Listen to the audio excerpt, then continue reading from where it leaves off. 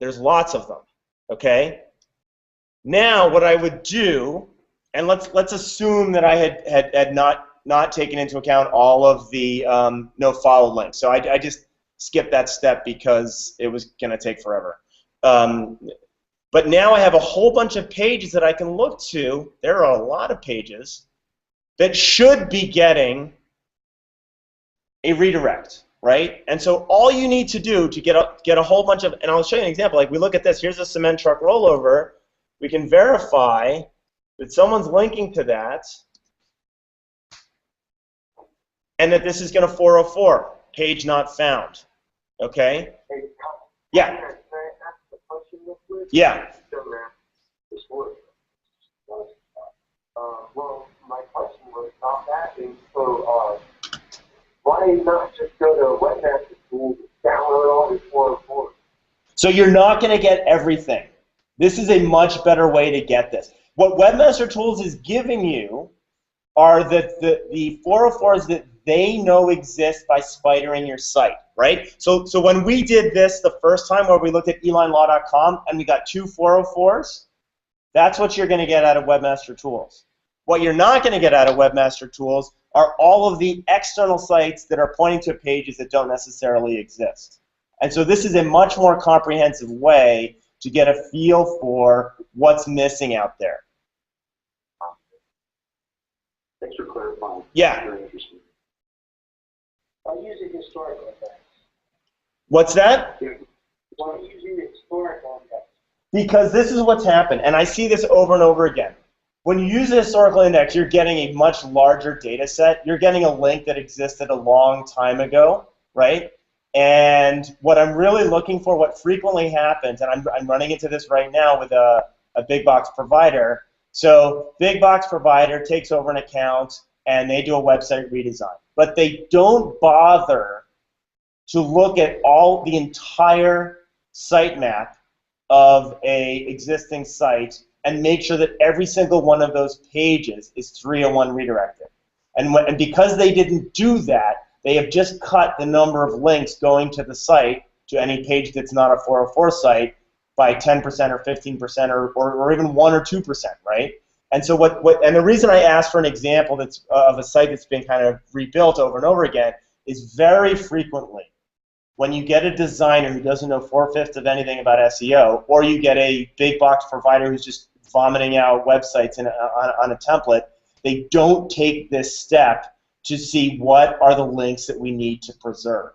So when you do, so the proactive way to deal with this is when you relaunch a site, this is essentially our process to make sure that we're not losing any link value when we do a site relaunch. And so I'm really looking for as many pieces of, as many links going back as long as I possibly can in order to recapture the value of those links.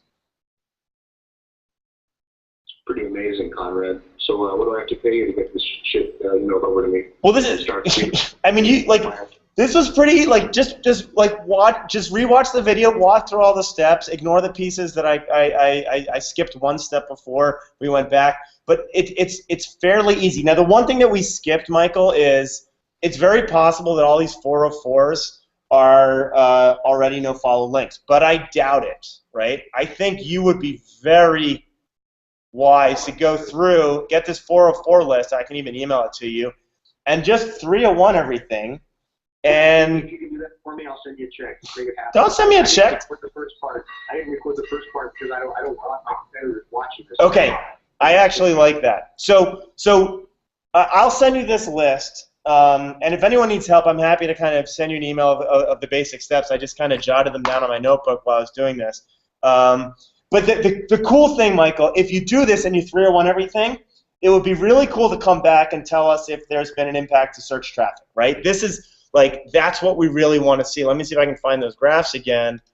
Just keep in mind, Conrad, that a lot of that stuff are intentional 404s because they're coming from crappy sites that are like penguin-type penalization. Great, so great. That's why I don't use a 404 to start plugin, because I manually want to do it all. So that's a great caveat, right? One of the things that I skipped on this process was maybe you have a bunch of crappy links that you frankly don't want to be 301. Maybe you do want them to be 404. So that's another good filter in this process to make sure that you're being smart about things.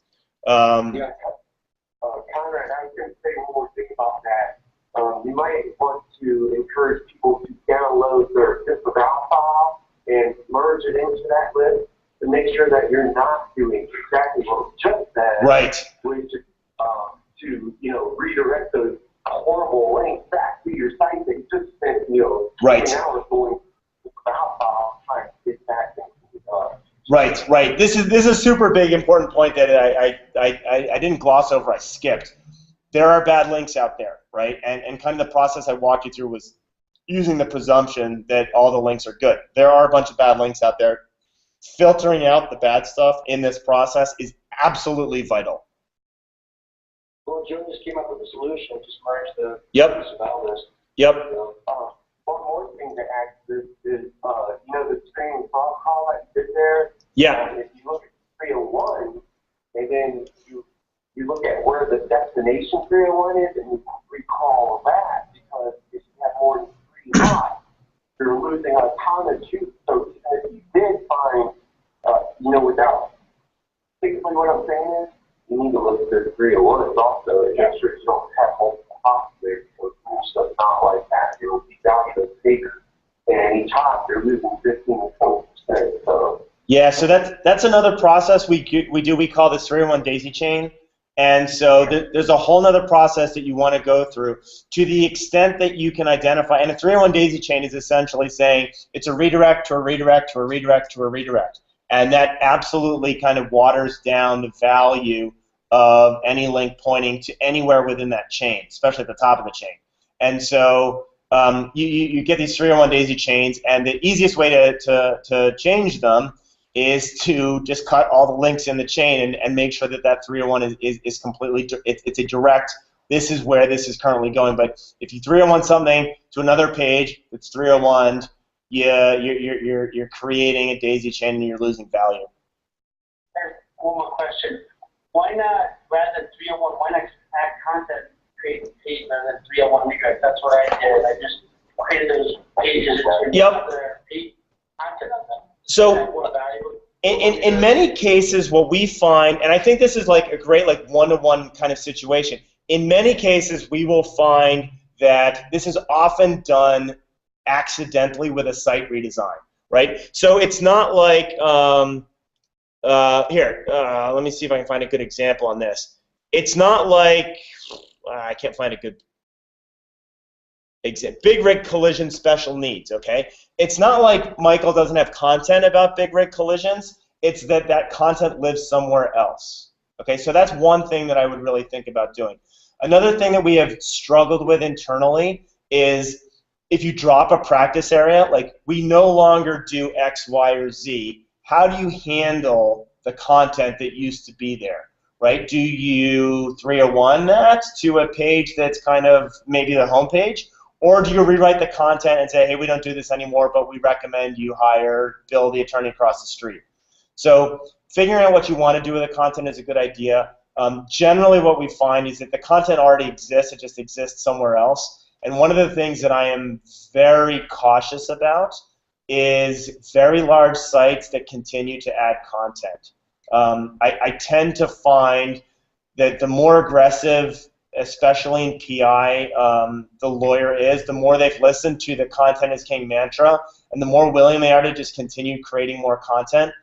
So I would do one of the things, and I wrote a post on this if I can find it. I'll see if I can find it. I would look at the number, we're getting off subject a little bit. I would look at the number of pages that you have indexed, and then I would go into Google Analytics, and I would look at the number of pages that are actually generating traffic. Here we go. And so that's a really good way for you to tell whether or not you have too much content. So in this example, the left, the vertical axis is the percentage of pages that are actually getting traffic, and the bottom is the number of indexed pages. So this guy down at the bottom here, right, he's getting less than 1 in 5 pages has generated any traffic in the last 12 months.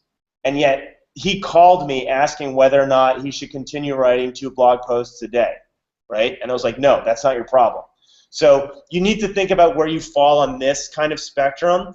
Should we be creating more content, or do we actually need to consolidate?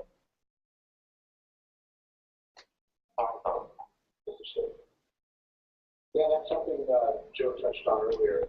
Like, fix the stuff you already have on your site before you keep adding more stuff. Yes. Heroin addict that goes to the doctor, and the doctor says Tylenol instead of helping them cure the body. I mean, it's making sense. But it's our fault, right? The SEO industry has told you that it's your fault that your site's not generating business, and it's because you're not writing content, and it's a total bullshit cop-out. Well, it looks like that's the consensus over here. That's all I can do is rewrite stuff, man. But Conrad, I definitely would like to send that file. Yeah, I'll send it to you, no problem. When I get on those 301s, 4 quarters to turn into 301s or not, at least have a chance. There we go. Yep. All right, guys, thank you for having me. I wish I was in Las Vegas, and I will see you guys there next year. Yeah, man, you should come out to Israel with me sometimes, 1,000-yard range, do some sniper training for Area 416. You know damn well I have not shot any. I never told you this. I have not shot anything other than like a slingshot before I met you, and I haven't shot anything since. So I would love to do it again. At least you got to fire full automatic. That's right. It's great, man.